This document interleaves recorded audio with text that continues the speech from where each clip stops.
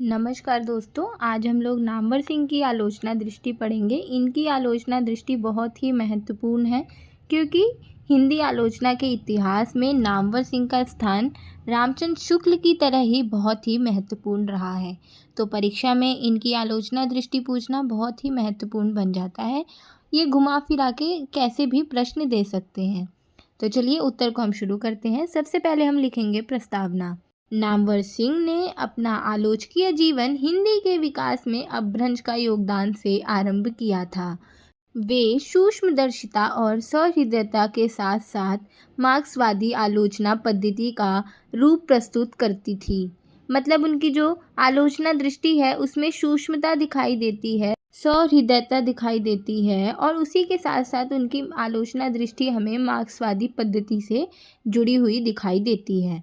नामवर सिंह हिंदी आलोचना में जब से हैं तभी से वह इसके केंद्रीय किरदार रहे हैं। उनकी आलोचना दृष्टि को समझने के लिए हमें उनके मार्क्सवादी दृष्टिकोण, साहित्य और समाज के संबंधों पर केंद्रीय दृष्टिकोण तथा भाषा और शैली के प्रति उनके गहन लगाव को समझना होगा। अर्थात उनकी हमें आलोचना दृष्टि समझने से पहले उनकी मार्क्सवादी दृष्टि, साहित्य और समाज से संबंध जो उनकी दृष्टिकोण था तथा जो भाषा और शैली के प्रति अपना गहन लगाव रखते थे, इसको समझना बहुत ही महत्वपूर्ण होगा क्योंकि उन्होंने अपनी आलोचना में इन्हीं सब को केंद्र में रखकर किसी भी रचना या किसी भी पाठ की आलोचना की है। तो चलिए अब एक एक करके इनकी अलग अलग दृष्टिकोण को समझते हैं जिससे हम इनकी आलोचना दृष्टि को समझ सकें। सबसे पहले हम इनकी मार्क्सवादी दृष्टिकोण को देखेंगे। नामवर सिंह की आलोचनात्मक दृष्टि पर मार्क्सवाद का गहरा प्रभाव रहा है। वे साहित्य को एक ऐतिहासिक और सामाजिक उत्पाद मानते हैं। उनके अनुसार साहित्य सामाजिक परिवर्तन का एक माध्यम है। वे साहित्य में वर्ग संघर्ष, शोषण और उत्पीड़न जैसे मुद्दों को उजागर करते हैं। मतलब कि जैसे कि मार्क्सवादी में मार्क्सवाद का विचार था कि साहित्य एक ऐसी चीज़ है जो हमारे समाज से, हमारे इतिहास से जुड़ा हुआ होता है। और साहित्य ही ऐसी चीज़ है जिसके माध्यम से हम समाज में हो रहे घटनाओं को, शोषण को उजागर कर सकते हैं। यही सेम विचारधारा हम लोग नामवर सिंह के अंदर भी देख सकते हैं। तो इसका मतलब नामवर सिंह की जो दृष्टिकोण थी वो मार्क्सवादी से प्रभावित थी। दूसरे नंबर पे हम देखते हैं साहित्य और समाज का संबंध। मतलब नामवर सिंह के नज़रिए में साहित्य और समाज का क्या संबंध है। नामवर सिंह साहित्य को समाज का दर्पण मानते थे। वे साहित्य और समाज के बीच एक घनिष्ठ संबंध देखते थे। मतलब समाज और साहित्य का एक संबंध है। मतलब साहित्य भी समाज से अछूता नहीं रह जाता और समाज भी साहित्य के बिना अधूरा ही रह जाता है। उनके अनुसार साहित्य समाज की स्थितियों, समस्याओं और संघर्षों का प्रतिबिंब होता है। वे साहित्य में सामाजिक परिवर्तन लाने की क्षमता देखते हैं।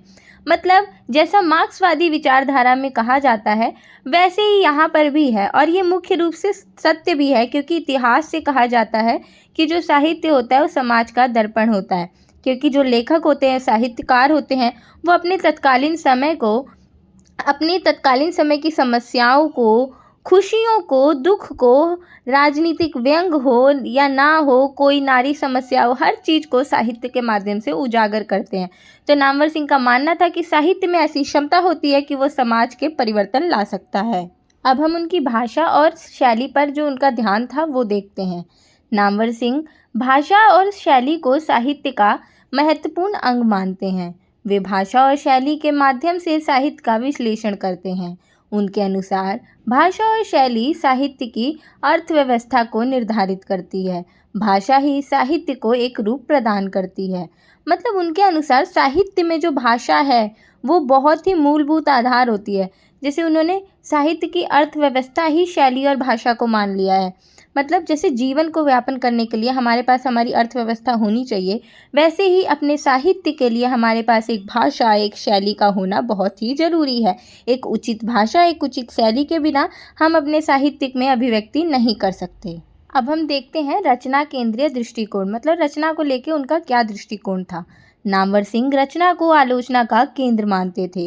वे किसी सिद्धांत को रचना पर थोपने के विरोध में थे। मतलब कि जैसे अगर मैं हूँ, मेरा विचारधारा है मार्क्सवादी और आपकी रचना है प्रेम प्रसंग पर, तो मैं उसमें मार्क्सवादी विचारधारा नहीं थोपूंगी। अगर आपने रचना उसको प्रेम के ऊपर लिखी है तो मैं उसको प्रेम के सिद्धांतों से मूल्यांकन करके उसकी आलोचना करूँगी, ना कि अपनी विचारधारा को उस रचना पे थोप कर उसका आलोचना करूँगी। नामवर सिंह इसी विचारधारा के थे। उनके अनुसार प्रत्येक रचना को उसके विशिष्ट संदर्भ से समझना चाहिए।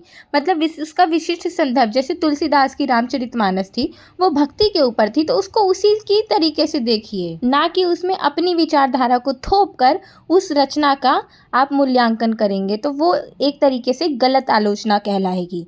इसलिए नामवर सिंह कहते हैं किसी भी विचारधारा को जबरदस्ती किसी रचना पे नहीं थोपा जाना चाहिए। अब हम तुलनात्मक अध्ययन देखते हैं। नामवर सिंह ने हिंदी साहित्य की तुलना अन्य साहित्यों से की है। उन्होंने पाश्चात्य साहित्य सिद्धांतों को हिंदी साहित्य पर लागू किया है। उनके अनुसार तुलनात्मक अध्ययन से ही हिंदी साहित्य की विशिष्टता और वैश्विक संदर्भ में उसकी स्थिति को समझने में मदद मिलती है। मतलब कि उन्होंने तुलनात्मक अध्ययन को महत्वपूर्ण माना है कि एक साहित्य को दूसरे साहित्य से तुलना करके देखना चाहिए कि हमारे साहित्य में क्या खूबियाँ हैं और सामने वाले साहित्य में क्या क्या विशिष्टताएं हैं। इससे हमें एक दूसरे के साहित्य की विशिष्टताएं भी पता चलती हैं और वैश्विक स्तर पे पता चलता है कि हमारे जो देश का, हमारी हिंदी का जो स्थान है वो कहाँ पर है, उसकी स्थिति कैसी है। अब ये विभिन्न बिंदु बताने के बाद हम उनकी आलोचना के प्रमुख विशेषताएं बताएंगे और उनके प्रमुख विशेषताएं वही बिंदु हैं जो हमने अभी लिखे।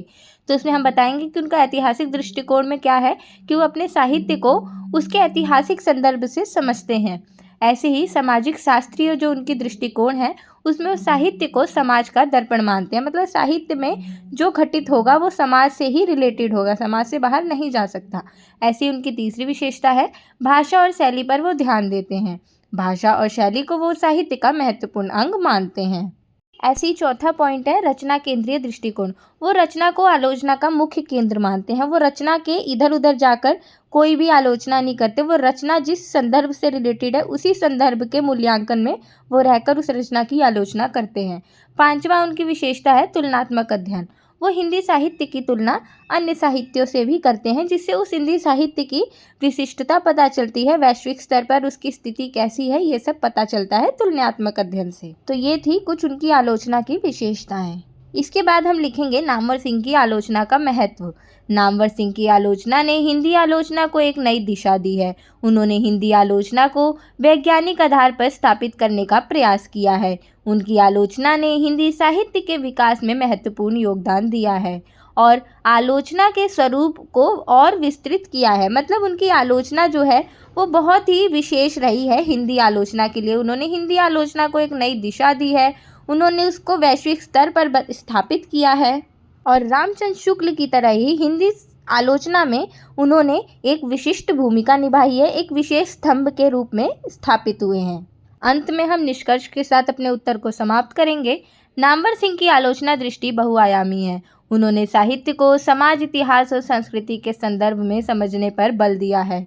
उनकी आलोचना ने हिंदी आलोचना को एक नई दिशा दी है और आने वाली पीढ़ियों के लिए एक प्रेरणा का स्रोत भी बनी है। मतलब उनकी आलोचना एक नई दृष्टिकोण प्रदान करती है, रचना को देखने का, रचना का मूल्यांकन करने का, उसके गुण दोष को कैसे हमें विवेचन करना है, इन सब को एक नई दिशा देती है, एक नई पद्धति देती है, समाज, इतिहास और संस्कृति के संदर्भ में हमें समझने का बल देती है और वो एक हिंदी आलोचना में एक स्तंभ के रूप में अपने आप को स्थापित करके गए हैं। नामवर सिंह का नाम ही हिंदी साहित्य के लिए, हिंदी आलोचना के लिए बहुत ही प्रमुख रहा है।